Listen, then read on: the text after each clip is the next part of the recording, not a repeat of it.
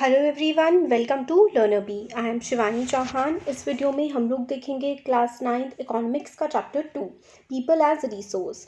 तो देखिए इस चैप्टर में the chapter people as resource is an effort to explain population as an asset for the economy rather than liability. तो इसमें देखिए दो शब्द आए हैं, एसेट और एक आया है लायबिलिटी।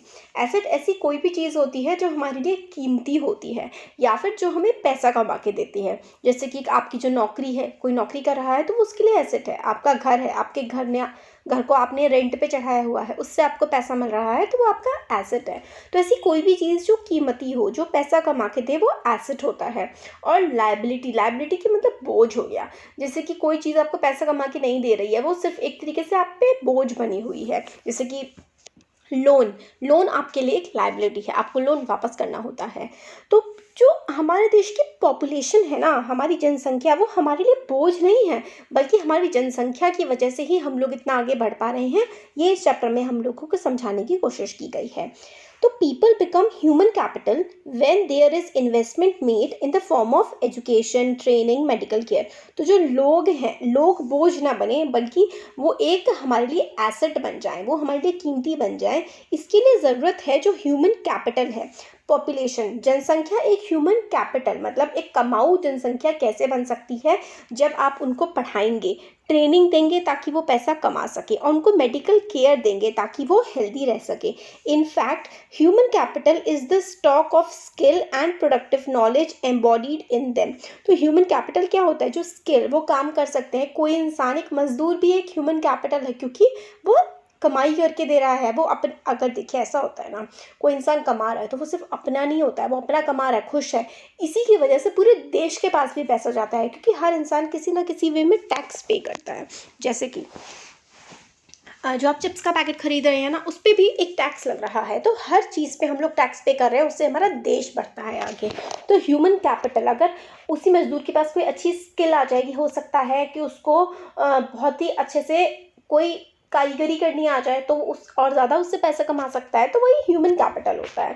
तो people as a resource is a way of referring to a country's working population या फिर working people in terms of their existing productive skills and abilities. तो ह्यूमन रिसोर्स या फिर people as a resource, people resource कब बनेंगे? Resource का मतलब होता है कोई चीज़ जो हमारे लिए बेनिफिशियल हो, जिसका हम लोग इस्तेमाल कर सकें। तो लोग रिसोर्स तब बनते हैं जब उनके पास स्किल्स होती हैं, ठीक है, कुछ एबिलिटीज़ होती हैं, मतलब उनके पास कुछ इस तरीके की चीज़ें होती हैं जिससे वो अच्छे से काम कर सकें, पैसा कमा सकें, देश के लिए कुछ कर सकें। तो वो ही लोग हमारे ह्यूमन रिसोर्स होते हैं। तो looking at the population from this productive aspect, तो पॉपुलेशन सिर्फ बोझ ही नहीं होती है, एक प्रोडक्टिव एस्पेक्ट भी होता है। प्रोडक्टिव एस्पेक्ट का मतलब है प्रोडक्टिव कोई चीज़ होती है जो जिस चीज़ से कुछ उपज आए, जो चीज़ कुछ अच्छा कर सके, कुछ फ़ायदा पहुंचा सके, ठीक है। तो पॉपुलेशन भी हमारे देश में बहुत ही प्रोडक्टिव काम कर सकती है। और हम लोगों की एबिलिटी पर, पॉपुलेशन की एबिलिटी पर अगर हम लोग ध्यान दें, तो the creation of gross national product, gross national product का मतलब होता है कि सब कुछ टोटल मिला करके हमारे देश की जीडीपी, हमारे देश के पास कितना पैसा बढ़ रहा है। तो लाइक अदर रिसोर्सेज, बाकी सारे रिसोर्सेज भी होते हैं, जैसे कि बहुत सारे रिसोर्स होते हैं, जैसे कि नेचुरल रिसोर्स हो गया, है ना। इसी तरीके के ह्यूमन भी एक रिसोर्स है कि हमें फ़ायदा पहुंचाता है। तो वो कैसे बन सकता है? उसको एजुकेशन दो, उसकी हेल्थ अच्छी रहे, उसको स्किल्स दो, तो वो ह्यूमन रिसोर्स बन जाएगा। तो this is the positive side of a large population that is often overlooked when we look only at the negative side। हम लोग देखते हैं अरे इतनी जनसंख्या, कितनी दिक्कत है, तो सिर्फ दिक्कतों की तरफ ना देखें, उसकी अपॉर्चुनिटीज़ की तरफ देखें। ज़्यादा लोग होंगे तो देश में ज़्यादा काम भी तो हो पाएगा। Considering only the problems of providing the population with food, education and access to health facilities, हम लोग देखते हैं कि सिर्फ भाई खाना देना पड़ेगा, एजुकेशन प्रोवाइड करनी पड़ेगी, बट वो एजुकेशन ले करके कुछ आगे काम भी तो करेंगे देश के लिए। तो इसलिए पॉपुलेशन बहुत ज़्यादा ज़रूरी भी है। When the existing human resource is further developed by becoming more educated and healthy, we can call it human capital formation। जब हमारे पास जितने भी ह्यूमंस हैं उनको हम लोग अच्छी एजुकेशन दें, अच्छी हेल्थ प्रोवाइड करें, तो वो क्या बन जाएगा? ह्यूमन कैपिटल बन जाएगा। और इस बनाने के प्रोसेस को हम लोग कहते हैं human capital formation. That aids to the productive power of the country just like physical capital formation. तो जैसे कि आप लोगों ने डैम बना दिए, हॉस्पिटल्स बना दिए, तो ये फिजिकल कैपिटल्स है, बट अगर आप आप एक इंसान को एजुकेशन प्रोवाइड करोगे, वो हेल्दी रहेगा, तो वो देश के लिए बहुत काम आ सकता है। Investment in the human capital, investment मतलब पैसा लगाना ह्यूमन कैपिटल में, एजुकेशन दे करके, उसको ट्रेनिंग दे करके, मेडिकल केयर दे करके, yields a return just like the investment in physical capital. तो जैसे कि आप किसी फैक्ट्री में पैसा लगाते हैं, वो आपको पैसा कमा के देना शुरू कर देती है। इसी तरीके से इंसान में भी जब पैसा लगाया जाता है तो वो भी तो फाइनली जब वो बड़े होते हैं बच्चे, तो वो भी देश को पैसा कमा के देने लगते हैं। It can be seen directly in the form of higher incomes earn because of higher productivity of more educated और better trained persons as well as the higher productivity of healthier people. कोई अच्छा पढ़ा लिखा जो आदमी होता है वो अच्छा पैसा कमाता है, जो अच्छा हेल्दी पर्सन होता है वो भी अच्छा पैसा कमाता है। अब हमारे देश की जो प्लानिंग कमीशन है वो क्या कहती है? India's green revolution is a dramatic example of how the input of greater knowledge in the form of improved production technologies can rapidly increase the productivity of scarce land resources. तो ये हमें बताते हैं कि ग्रीन रिवॉल्यूशन, जिसको हिंदी में हम हरित क्रांति कहते हैं, चैप्टर 1 की वीडियो थी उसमें काफ़ी आप बच्चों ने कमेंट किया हुआ है ग्रीन रिवॉल्यूशन क्या होता है। तो देखिए ग्रीन रिवॉल्यूशन में ना क्या हुआ था ना कि ज़्यादा पेस्टिसाइड्स, ज़्यादा fertilisers, high yield variety of seeds और ज़्यादा इन सब चीज़ों का इस्तेमाल किया गया था, जिसकी वजह से हमारे देश में फसल की उपज बढ़ गई थी। मतलब पहले अगर 1 हेक्टेयर लैंड में सपोज करिए 1 कुंटल फसल हो रही थी, तो ग्रीन रिवॉल्यूशन के बाद 5-5 कुंटल होने लगी थी। मतलब ग्रीन रिवॉल्यूशन ने हमारी फसल जो है वो बहुत ज़्यादा उगने लगी थी हमारे देश में। यही ग्रीन रिवॉल्यूशन है। ग्रीन रिवॉल्यूशन में हमने किसी इसका फर्टिलाइज़र ऐसी चीज़ें होती हैं जो हमारी फसल को फ़ायदा पहुंचाने के काम करते हैं। Fertiliser, pesticide, herbicide, insecticide, high yielding variety seeds. High yielding variety seeds का मतलब होता है ऐसे बीजों का इस्तेमाल किया जाने लगा जिनसे ज़्यादा उपज होती थी। मतलब जैसे कि मान लीजिए सपोज करिए एक बीज है जिससे एक पेड़ पे 100 अमरूद उगेंगे, ठीक है, ऐसा है एक सीज़न में। बट अगर आपने हाई यील्ड वैरायटी का सीड यूज़ किया है तो हो सकता है 500 फल उग जाए। इसी तरीके से चावल का दाना होता है, चावल के दाने अगर एक पेड़ पे सपोज करिए, इसी एग्जांपल दे रही हूँ कि 100 दाने उगते थे, फिर आपने अगर हाई यील्ड वैरायटी का सीड यूज़ किया है तो उस पर 1000 दाने उगने लगे या 500 उगने लगे। तो यही था ग्रीन रिवॉल्यूशन में, इसी तरीके से काम हुआ था। तो हमारा प्लानिंग कमीशन भी यही कहता है कि ग्रीन रिवॉल्यूशन ने जिस तरीके से हमारे देश में फसल बढ़ा दी थी, इसी तरीके से अगर एक इंसान को अच्छी आप वो देंगे, एक अच्छी एजुकेशन देंगे, उसको अच्छी स्किल्स देंगे। अब आप सोच रहे होंगे स्किल्स क्या होता है? तो देखिए स्किल्स ना ऐसा हो सकता है जैसे कि कोई एक पर्सन है, वो सिर्फ 12th क्लास तक पढ़ा हुआ है, ठीक है, उसको आपने बेसिक कंप्यूटर की नॉलेज दे दी या फिर आपने उसको कोई ऐसी मूर्ति बनानी सिखा दी। यही होता है कि आपने उसको कोई मशीनरी चलानी सिखा दी, यही स्किल चीज़ होती है। तो स्किल डेवलपमेंट किया जाएगा तो वो एक ह्यूमन रिसोर्स का काफ़ी इंपॉर्टेंट पार्ट होता है, वो ह्यूमन रिसोर्स बन जाता है जिसके पास स्किल होती है, ठीक है। तो इसमें आगे हमें बताते हैं, not only do the more educated and the healthier people gain through higher income, society also gains in other indirect ways because the advantages of more educated or healthier population spread to those also who themselves were not directly educated or given health care. तो ऐसा ही नहीं कि अगर आपने एक person को education दे दी और उसको अच्छी हेल्थ दे दी तो वो सिर्फ अपने लिए काम कर रहा है, वो और दूसरे लोगों को भी नौकरियां प्रोवाइड करेगा और दूसरी पॉपुलेशन के लिए भी वो काफ़ी ज़्यादा हेल्दी साबित होगा और एक तरह से ट्रिकल डाउन इफेक्ट होता है। मतलब आपने कुछ लोगों को हेल्दी या फिर एजुकेटेड कर दिया है ना, तो धीरे धीरे आपकी पॉपुलेशन भी, मतलब उन लोगों को कर दिया तो उनसे आपका काम खत्म हो गया, फिर आप दूसरी पॉपुलेशन पर भी ध्यान दे सकते हैं। तो इस तरीके से पूरी पॉपुलेशन ही ह्यूमन रिसोर्स बन जाएगी। तो वो अपनी, और यही लोग जो हेल्दी हैं, एजुकेटेड हैं, ये दूसरे लोगों को एजुकेटेड करने की कोशिश करेंगे, दूसरे लोगों को हेल्दी करने की कोशिश भी करेंगे। तो इसी तरीके से हमारे देश का एजुकेशन सिस्टम और हेल्थ केयर सिस्टम भी सुधरने लगता है। In fact human capital is in one way superior to other resources like land, physical capital. Human resource can make use of land and capital. तो अगर देखा जाए तो जो ह्यूमन रिसोर्स होता है ना, वो बाकी सारे रिसोर्सेज से काफ़ी ज़्यादा बेनिफिशियल होता है, क्योंकि ज़मीन है या कोई भी रिसोर्स है उसका यूज़ कौन कर रहा है? वो तो ह्यूमन्स ही कर रहे हैं। और एक जो अच्छा सीखा हुआ, जिसके पास स्किल्स हैं, एजुकेटेड, हेल्दी ह्यूमन, इन सब चीज़ों का इस्तेमाल ज़्यादा अच्छे से कर सकता है। तो ह्यूमन कैपिटल ही सबसे ज़्यादा इंपॉर्टेंट कैपिटल होती है किसी भी देश की। Land capital can not become useful of its own. Land हो गया, कोई भी चीज़ हो गई, वो बिना ह्यूमन के अपने आप के लिए तो यूजफुल नहीं बन जाती है ना। तो for many decades in India a large population has been considered a liability rather than asset. तो बहुत समय तक जो बहुत बड़ी पॉपुलेशन थी हमारे देश की, उसको समझा गया कि भाई ये तो देश पे बोझ है, बट अब धीरे धीरे समझ में आ रहा है ये बोझ नहीं है, ये तो अपॉर्चुनिटी है।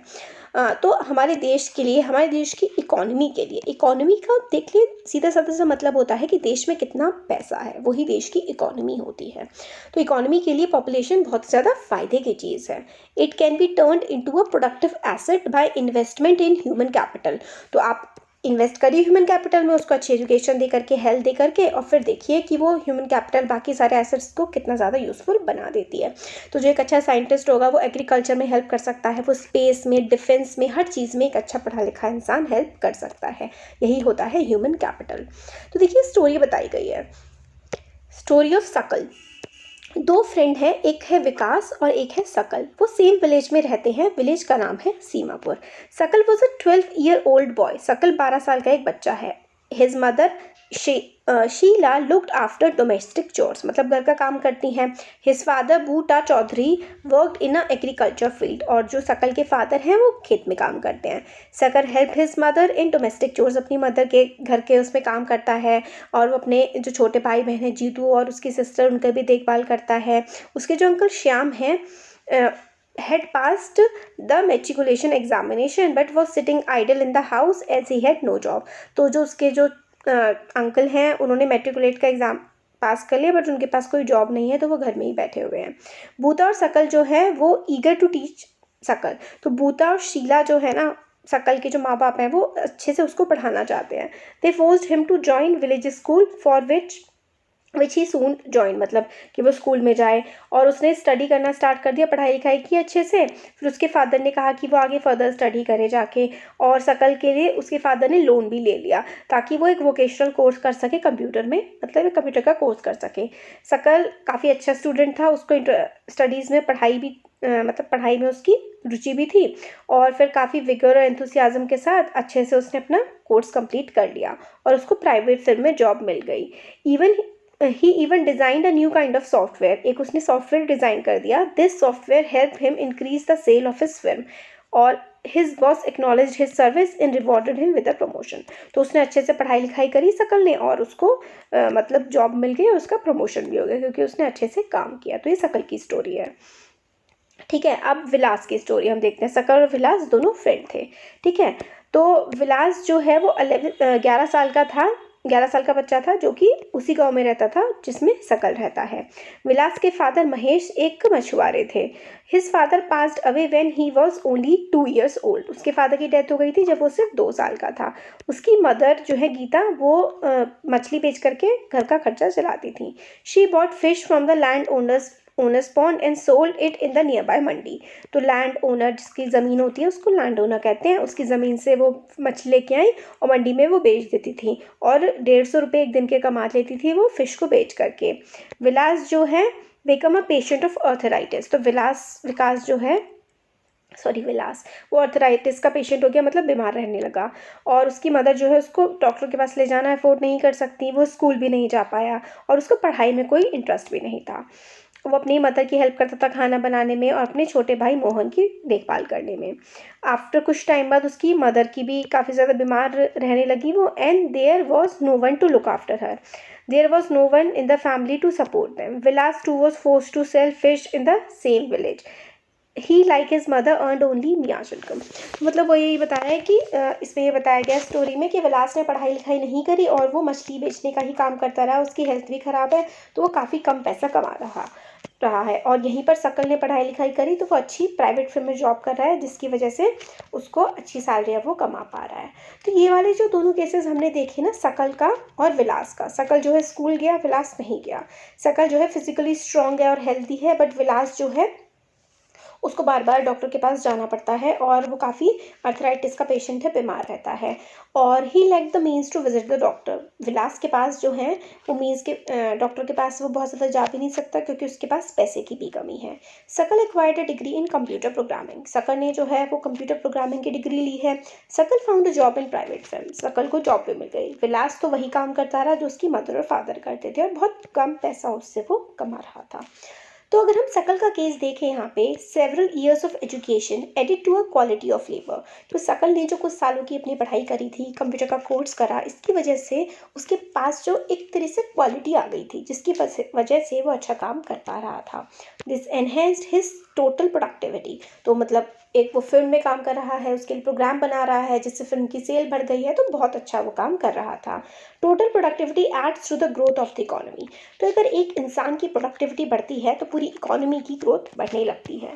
This in turns pays an individual through salary और in some other form of his choice. ठीक है, तो वो कई तरीके से अपनी लाइफ को बेटर फिर कर सकता है। विलास के केस में there could not be any education और health care in the early part of his life. तो विलास के केस में सकल को तो अपनी मतलब पढ़ाई लिखाई वो कर पाया था और उसकी हेल्थ भी ठीक थी, बट विलास जो है बेचारा वो पढ़ाई लिखाई भी नहीं कर पाया और उसकी हेल्थ भी ठीक नहीं रही, और उसकी जो स्पेंडिंग थी जो सारी की सारी वो he spends his life selling, मतलब जैसे उसके मदर और फादर फिश बेचा करते थे, इसी तरीके से सकल भी वही काम करने लगा। Henceforth he draws the same salary of unskilled labour as his mother. मतलब वो उतनी ही सैलरी ले पा रहा था, उतना ही कमा पा रहा था जितना उसकी मदर कमा पाती थी, क्योंकि उसके पास कोई स्पेशल स्किल नहीं थी। तो देखिए क्या होता है ना, इन्वेस्टमेंट इन ह्यूमन रिसोर्स, मतलब ह्यूमन रिसोर्स में हम लोग इन्वेस्ट करें mainly through education and medical care, healthy हो और पढ़ा लिखा हो, can give high rate of returns in future. तो फ्यूचर में कोई एक हेल्दी इंसान है, पढ़ा लिखा है, तो फ्यूचर में जाकर के काफ़ी ज़्यादा कमा सकता है। This investment on people is same as investment in land and capital. जैसे ज़मीन पर या किसी और चीज़ पर आपने इन्वेस्टमेंट किया है, इसी तरीके से ह्यूमन पर भी आप इन्वेस्ट करते हैं तो बहुत अच्छे रिटर्न्स मिलते हैं, जैसे कि हमने सकल के केस में देखा। A child too with investment made on her education and health can yield a high return in future in the form of higher earnings and greater contribution to the society. तो भाई देखिए पूरे chapter में इतनी देर से हम दो चीज़ों के बारे में पढ़े जा रहे हैं, एक हेल्थ के बारे में, एक एजुकेशन के बारे में। तो ह्यूमन रिसोर्स जो हेल्दी है, जो एजुकेटेड है, वो एक ह्यूमन रिसोर्स होता है, देश को आगे बढ़ाने में वो काफ़ी ज़्यादा योगदान देता है, सोसाइटी को इम्प्रूव करने में भी। Educated parents are found to invest more heavily on education of their child. तो जो पढ़े लिखे पेरेंट्स होते हैं वो अपने बच्चे की पढ़ाई में काफ़ी ज़्यादा इन्वेस्ट करते हैं। This is because they have realise the importance of education for themselves, क्योंकि उन्होंने खुद को देखा कि खुद वो एजुकेटेड रहे तो कितना ज़्यादा उन्हें हेल्प मिली इस चीज़ की। They are also conscious of proper nutrition and hygiene. तो प्रॉपर अच्छे से वो न्यूट्रिशन उनको मिलता रहे, साफ़ सफाई के बारे में भी उन्होंने बहुत ज़्यादा ध्यान रखा। They accordingly look after their children needs for education at school and good health. तो उनके बच्चे को भी अच्छी हेल्थ मिले, स्कूल मिले, अच्छा, इस चीज़ का उन्होंने ध्यान रखा। अब वर्चुअस साइकिल इज दस क्रिएटेड इन दिस केस। तो मतलब एक अच्छी सी साइकिल क्रिएट हो गई कि बच्चे की पढ़ाई पे ध्यान दिया गया, हेल्थ पे ध्यान दिया गया, अच्छे से पढ़ाई करी, हेल्दी रहा और आगे जाके उसको अच्छी जॉब मिल गई, अच्छे से उसने काम कर लिया। कंट्रीज़ जैसे कि जापान, वो ह्यूमन रिसोर्स पे काफ़ी ज़्यादा इन्वेस्ट करती हैं। They did not have any natural resource. Japan के पास कोई अच्छा नेचुरल रिसोर्स नहीं है। दीज कंट्रीज़ नेचुरल रिसोर्स जैसे कि कोल हो गया, पेट्रोलियम हो गया, या फिर नेचुरल गैसेज हो गई, या फिर बहुत सारे रिसोर्सेज होते हैं। इंडिया के पास बहुत सारे हैं बट जापान के पास नहीं है, तो फिर भी वो काफ़ी ज़्यादा डेवलप्ड है और रिच है। क्यों? क्योंकि वहाँ वो लोग अपने देश के लोगों पे बहुत ज़्यादा इन्वेस्ट करते हैं, उनकी हेल्थ में और उनकी एजुकेशन में। These countries are developed rich, they import the natural resources needed to their country. तो वो दूसरे कंट्रीज से मंगा लेते हैं जो उनको ज़रूरत होती है। How did they become rich and developed? तो वो इतने रिच और डेवलप कैसे बने? They have invested on people specially in the field of education and health. तो उन्होंने लोगों पर एजुकेशन और हेल्थ में काफ़ी इन्वेस्टमेंट की है। These people have made efficient use of other resources, land, और क्योंकि अब कोई इंसान पढ़ा लिखा है, अच्छा पढ़ा लिखा, तो वो लैंड और कैपिटल में बहुत अच्छे से इन्वेस्ट करेगा। Efficiency and the technology evolve by people have made this country rich developed. लोगों ने जो टेक्नोलॉजी इवॉल्व करी है ना, इसकी वजह से ही ये देश जो है काफ़ी ज़्यादा रिच हो पाए हैं। देखिए नेक्स्ट टॉपिक आता है हमारा economic activities by man and women. Man and women क्या क्या काम करते हैं? तो जैसे कि हम लोगों ने विकास और सकल के बारे में देखा कि वो दो अलग अलग काम कर रहे हैं। विलास जो है वो तो मछली बेच रहा है और सकल जो है उसको एक फैक्ट्री में जॉब मिल गई है। तो काफ़ी सारी एक्टिविटीज़ ये जो होती हैं इनको हम लोग मेन 3 सेक्टर्स में डिवाइड कर सकते हैं। ये चीज़ बहुत इंपॉर्टेंट है, आपकी 10th क्लास में भी काम आएगी। Primary, secondary and tertiary. तो 3 सेक्टर्स जो होते हैं ना इकोनॉमी के, हमारे देश की इकोनॉमी इन 3 सेक्टर्स पे डिपेंड करती है। Primary, secondary and tertiary. Primary sector includes agriculture. अब ये भी इंपॉर्टेंट है कि प्राइमरी में क्या क्या आता है। तो देखिए प्राइमरी सेक्टर में आता है हमारा agriculture, forestry, animal husbandry, fishing, poultry, farming, mining and quarrying. तो जो चीज़ें हमें नेचुरल रिसोर्सेज से मिलती हैं ना, उन पर अगर कोई काम कर रहा है तो वो प्राइमरी सेक्टर हो गया। मैन्युफैक्चरिंग, ठीक है, ये हमारा प्राइमरी सेक्टर हो गया। और manufacturing is included in the secondary sector. Manufacturing मतलब प्राइमरी की चीज़ों का यूज़ करके आपको आगे काम बढ़ाना, तो उसको मैन्युफैक्चरिंग कहते हैं। जैसे कि एग्रीकल्चर है, एग्रीकल्चर में आप लोगों ने गेहूँ लिया, ठीक है, गेहूँ से कितना कुछ बन जाता है, गेहूँ से बिस्किट बन जाते हैं, गेहूँ से दलिया बन जाता है, गेहूँ से बहुत सारी चीज़ें बन जाती हैं। तो गेहूँ का यूज़ करके आप लोगों ने मैन्युफैक्चरिंग सेक्टर में उससे बिस्किट बना लिए, उससे दलिया बना लिया, है ना, या फिर बहुत सारी दालों से आपने नमकीन बना लिए। तो ये होता है मैन्युफैक्चरिंग सेक्टर का काम। Manufacturing sector is included in the secondary. Secondary sector जो होता है वो प्राइमरी सेक्टर का इस्तेमाल करके अपना काम करता है। अब एक आता है tertiary sector. Trade, transport, communication, banking, education, health, tourism, service, ये जो है टर्शरी सेक्टर में आती हैं। टर्शरी सेक्टर में सर्विस वाला काम आता है, जैसे कि टूरिज्म, कोई लोग घूमने जा रहे हैं, मतलब प्राइमरी और सेकेंडरी इन सबसे कोई मतलब नहीं है, वो एक बिल्कुल अलग ही सेक्टर है।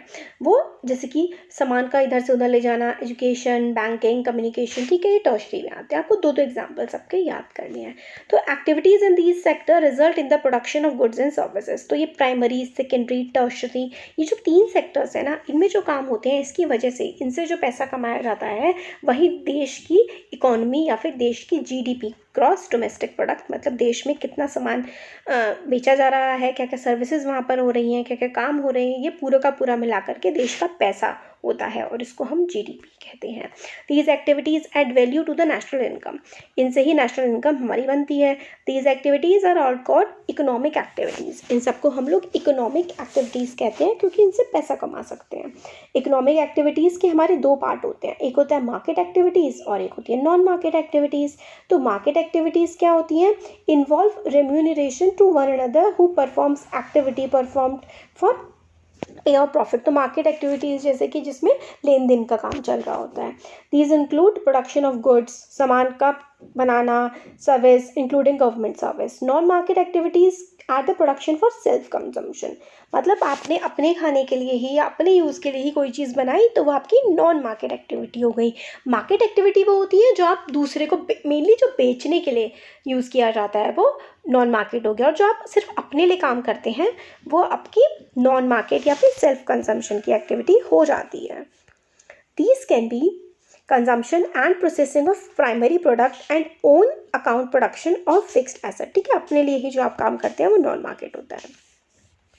अब due to historical and cultural reasons there is a division of labour between men and women in the family. अब हिस्टोरिकल रीज़न बहुत टाइम से ही ये सब चलता आ रहा है कि मेन जो है वो बाहर जा कर के कमाएंगे, वुमेन घर का काम करेंगी। जैसे कि शकल की मदर जो है, शकल्स मदर शीला कुक्स फूड, ठीक है, वो घर का काम सारा का सारा करती थी, तो बाकी उनके जो फादर हैं वो बाहर जाके पैसे कमाते थे। तो यही इसमें बताया गया है। शीला जो है, जो विमेन होती हैं उनको उसके काम के लिए मतलब पे नहीं किया जाता और कोई मतलब मनी अर्न नहीं करते हैं, बट जो फादर होते हैं वो बाहर जाके काम करते हैं, मनी अर्न करते हैं, है ना। तो इसमें यही बताया गया है कि विमेन जो होते हैं उनका काम पेड नहीं होता, उनको किसी जो वो काम कर रही हैं उनके लिए पैसे नहीं मिलते क्योंकि वो तो अपने घर का काम कर रही हैं, घर के काम के थोड़ी ना पैसे मिलते हैं। तो जो विमेन का काम होता है उसको रिकॉग्नाइज ही नहीं किया जाता और उसको नेशनल इनकम में ऐड भी नहीं किया जाता कि भाई घर बना रही हैं, घर में अपना खाना बना रही हैं, घर के कपड़े धो रही हैं, तो वो क्या है, वो तो नॉन मार्केट एक्टिविटी है, तो उससे कोई पैसे तो कमाए नहीं जा रहे, इसलिए उसको नेशनल इनकम में ऐड नहीं करते हैं। तो अगर किसी की मदर जो है वो, जैसे कि विलास की मदर जो है वो बाहर जाके मछली बेचती थी, वो कुछ पैसा कमाती थी, तो वो चीज़ नेशनल इनकम में ऐड हो जाती है। तो ऐसी बहुत कम वुमेन है जो बाहर जाकर के काम करती हैं। Their earning like that of male counterpart is determine on the basis of education and skill. और कंपैरेटिवली ना वुमेन को कम पैसे मिलते हैं मेन के कंपैरिजन में, ज़्यादातर जगह ऐसा ही होता है। अब एजुकेशन जो है ना वो हेल्प करती है हम लोगों को बेटर इकोनॉमिक अपॉर्चुनिटी देने के लिए, क्योंकि जो बिना पढ़ा लिखा इंसान है वो हमेशा पढ़े लिखे इंसान से कम ही, मतलब हमेशा तो बहुत एक्सट्रीम हो गया, बट मैक्सिमम केसेस में वो कम ही कमाता है क्योंकि उसके पास अपॉर्चुनिटी बहुत कम होती हैं कि कि वो कोई काम कर सके। एजुकेशन और स्किल जो होते हैं ना, ये काफ़ी ज़्यादा इंपॉर्टेंट फैक्टर्स होते हैं ये डिटरमाइन करने में कि इंसान को कितना ज़्यादा पैसा वो कमा पाएगा।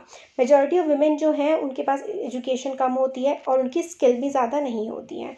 वुमेन इसलिए उनको मेन से काफ़ी कम पैसे दिए जाते हैं। ज़्यादातर वुमेन जो हैं ऐसी जगह काम करती है जहाँ पे कोई जॉब सिक्योरिटी नहीं होती, मतलब कहीं भी उन्हें जॉब से निकाला जा सकता है। काफ़ी सारी एक्टिविटीज़ होती हैं relating to legal protection is मियाज, मतलब उनके पास प्रोटेक्शन नहीं होती। मियाज मतलब होता है बहुत कम। एम्प्लॉयमेंट जो है जिस सेक्टर में जनरली वुमेन काम करती हैं वो इरेगुलर होता है और इनकम कम मिलती है, जैसे कि डोमेस्टिक हेल्प, नौकरानी की तरह घर में जाकर के काम करती हैं, पैसे भी कम मिलते हैं और मतलब कुछ कभी निकाल दिया तो कुछ जॉब सिक्योरिटी नहीं है, कभी भी निकाला जा सकता है। और इसमें बेसिक फैसिलिटी भी नहीं होती है कि मैटरनिटी लीव, कोई प्रेग्नेंट है तो उसको लीव मिल जाए, या फिर बच्चे की केयर करने के लिए सोसाइटल सिक्योरिटी सिस्टम नहीं होता है। मगर विमेन विद हाई एजुकेशन, जिन विमेन के पास अच्छी एजुकेशन होती है, अच्छी स्किल होती है, उनको मैन की बराबर ही पे किया जाता है और अच्छी उनको सैलरी मिल जाती है। तो among the organise sector teaching medicine attract them the most. तो ज़्यादातर आप वुमेन देखेंगे तो या तो टीचिंग में होती है या नर्सेज होती हैं। तो some women have entered administrative job and other jobs also that need high levels of scientific and technological competence. तो इसमें यही बताया गया है कि वुमेन अगर अच्छे से पढ़ाई कर लेती हैं तो उनको बहुत ज़्यादा अच्छी सैलरी मिलने के चांसेस काफ़ी ज़्यादा बढ़ जाते हैं। अभी क्वालिटी ऑफ पॉपुलेशन ये वाला हम आगे के वीडियो में देखेंगे। Thank you.